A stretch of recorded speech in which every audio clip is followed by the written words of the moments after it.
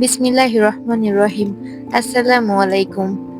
আমি village life with সাবিয়াস মম থেকে সামিয়া বলছি। আমার আরো একটি ব্লগ ভিডিওতে আপনাদেরকে স্বাগতম।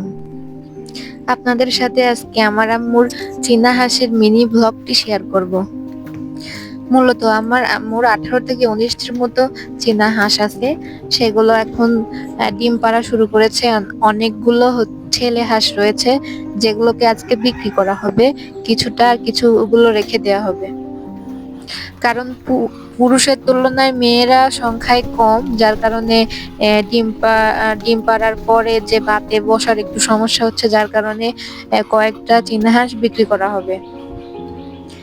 যখন চীনা হাঁসগুলো ছোট কিনা হয়েছিল তখন সেগুলোর দাম নিয়েছিল 200 টাকা জোড়া করে, আর এখন এগুলো বড় হয়েছে, এগুলো হচ্ছে পুরুষ হাঁস। এগুলা এখন বিক্রি হবে 1100-1200 এরকম করে।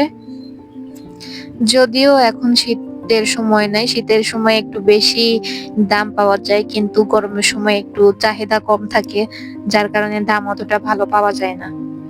আমার আব্বু আম্মু অনেক পরিশ্রম করে এই চীনা হাঁসগুলো লালন পালন করেছে।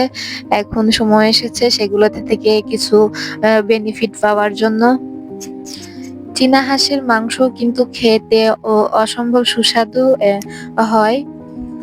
অনেকেই চীনা হাঁসের মাংস খেতে অনেক পছন্দ করে, আবার কেউ কেউ পছন্দ করেন না। তো আমার কাছে পার্সোনালি অনেক ভালো লাগে চীনা হাঁসের মাংস খাইতে। খেয়েছিও, 2টা জবাই করে খাওয়া হয়েছে। এগুলো এখন বিক্রি করা হবে, কিছুটা রেখে দেওয়া হবে, কারণ এইগুলো আসলে প্রচুর পরিমাণে খাবার খায়। এগুলাকে ধান খাওয়ায় বড় করা হয়েছে, মানে সপ্তাহে 20 কেজির মতো ধান এরা খেয়ে ফেলে, তারও বেশি হয়তোবা।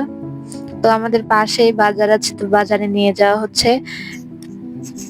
যে টুকরিতে করে নেওয়া গেল না, কারণ সেগুলো পা বেঁধে ফেলা হয়েছে, তারপরেও তারা বের হয়ে আসতেছে, কারণ এরা উঠতে পারে, পাখা বাঁধা হয়নি, যার কারণে বের হয়ে যাইতে পারে। আর যেগুলো আছে মেয়ে হাঁস, ওইগুলো ডিম পাড়া শুরু করেছে।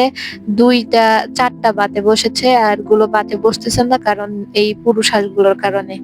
তো এই যে দেখেন, ডিমগুলা রেখে দেওয়া হয়েছে, বাসায় ফ্রিজ নাই, যার কারণে ওইভাবে রেখে দেওয়া হয়েছে। আর এগুলা এখন পারতেছে, আলাদা করে রাখা হয়েছে। যেগুলো আগে পারে সেগুলা, তারপরে এখন পারে যেগুলা, এগুলা আলাদা ভাবে রাখা হয়েছে। তো যেগুলো বাতে বসাইছে এগুলাকে আপনাদেরকে দেখাচ্ছি।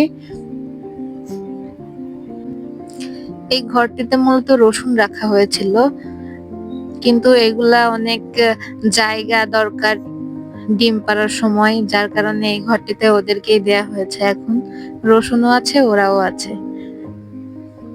দেখেন, 10টা 8টা এরকম করে দেয়া হয়েছে ডিম।